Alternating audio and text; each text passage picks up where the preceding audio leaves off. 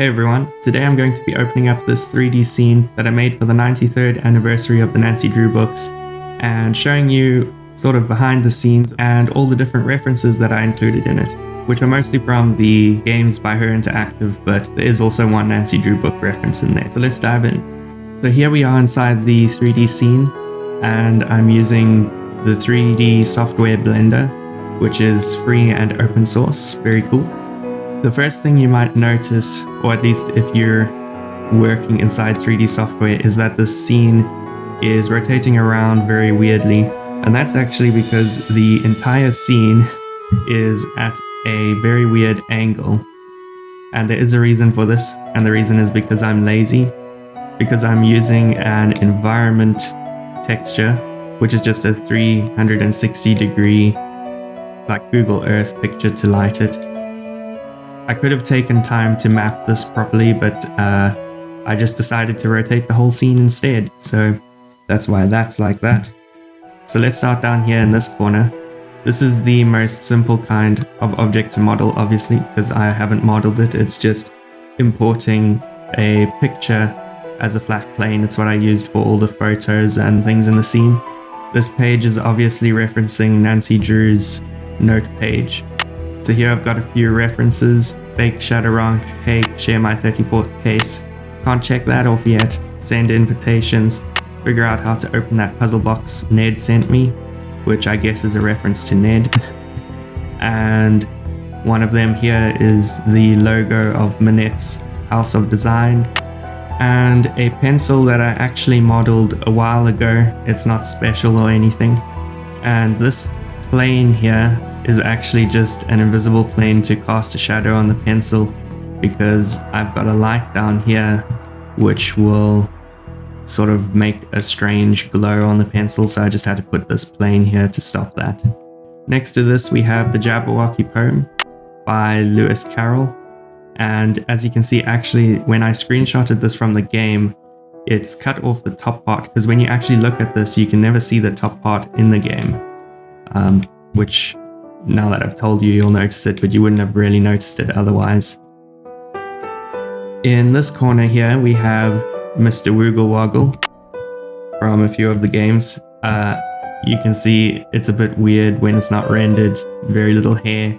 The hair system in Blender is actually very good, and that's kind of what makes him look as good as he does in the rendered version. It's a very simple 3D model just made out of a few shapes. Here we have the badge from Waverly Academy. I kind of tried to make this look like it's a sewn badge. So if I open up its material that I made here, I just took a picture of the logo and then I actually used another fabric texture to sort of give it this bump, which I think turned out quite well. And I also bumped it out using the texture. You can see the design is also bumped out. On this paper, another reference, Sunny Was Here, just taken from some of the games. Here we have a metal slug from Last Train to Blue Moon Canyon. I really liked the way the original slugs were sort of battered and the details of the numbers were sort of scratched off. So I tried to make that with this coin and I quite like how it turned out. The 13 on it is also actually a reference, not to Taylor Swift, but I chose 13 because it's the 13th game in the series and I really like the way they hid 13s throughout the cover design of the game. Here we have a lion coin, if I can scroll to it, from the Sea of Darkness. This one is, I think, the same model as this coin. I just stuck this texture on, which is why it kind of looks weird around the edges, but for the final it works. So in my 3D viewport here, it's actually kind of messing with the layers of the way these overlap, so I'm just going to hide this paper for now to look at this letter a bit. So here's a 3D seal, wax seal that I modeled for my new game actually, but I put Jake Hurley's signature on there. Dear Hannah written on the letter, obviously a reference to the beginnings of lots of the games when Nancy writes a letter to Hannah, who I think is the housemaid, if I remember correctly. Next is a 3D key model, which Lots of people tried to guess what game this is from. It was actually just to be tied to its Loft reference. This isn't from any of the games. This key model is actually modeled after a Lego piece of a key. So next in this corner we have Ryan's gummy bears from the Deadly Device. And I quite like how these models turned out. They're very simple, but they somewhat resemble gummy bears, so I'm happy with that. Cocoa Kringle bar next to them from a few of the games. Seemed logical to put it next to the gummy bears. Here we have the shattered medallion. No. Here we have the red medallion from Treasure in the Royal Tower. I quite like how this model turned out with the different parts. I just put the texture over a cylinder and then modeled out to get these different pieces like the center piece here, which is quite cool. Coming towards this corner here, we have part of Nancy's name written in Japanese. It's kind of cut off here because this is the only part you actually see in the render, and I couldn't fit it onto this texture I found for the paper, so it's cut off, but obviously you don't see that in the render, so it's fine. Next to that we have one of Bruno's glass eyes from the Crystal Skull. Don't know when Nancy took this, but she decided to have a picture of the Hardy Boys. The next photo is the one from the end of Secret of Shadow Ranch, and next to that we also have Dave. So Nancy obviously also took this picture of Dave at some point. Up here we have a Nancy Drew book, and this is actually the first Nancy Drew book I ever read. And on the side of it, another reference.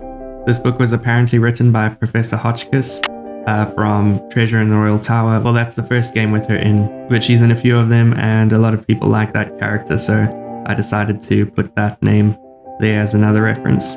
And underneath that we have another book, and this book is written by Savannah, who is a ghost hunter in a few of the games, or writes paranormal books.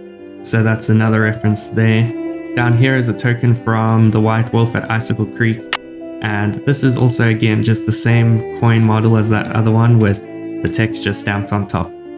And all these textures are taken from the games, just from screenshots, which is why they're kind of at weird angles and stuff sometimes, and I can't get the texture for the edges of the coin.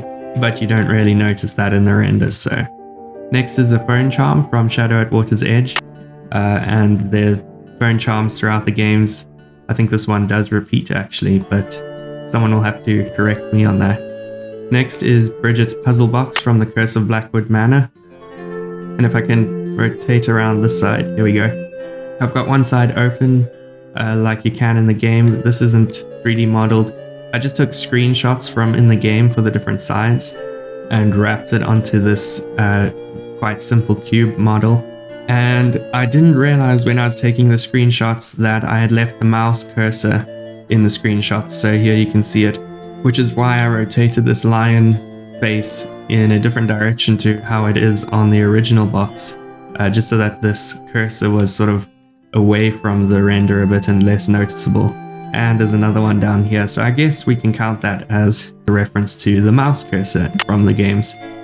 And finally, in the middle here we have Nancy Drew's magnifying glass with her name on it here.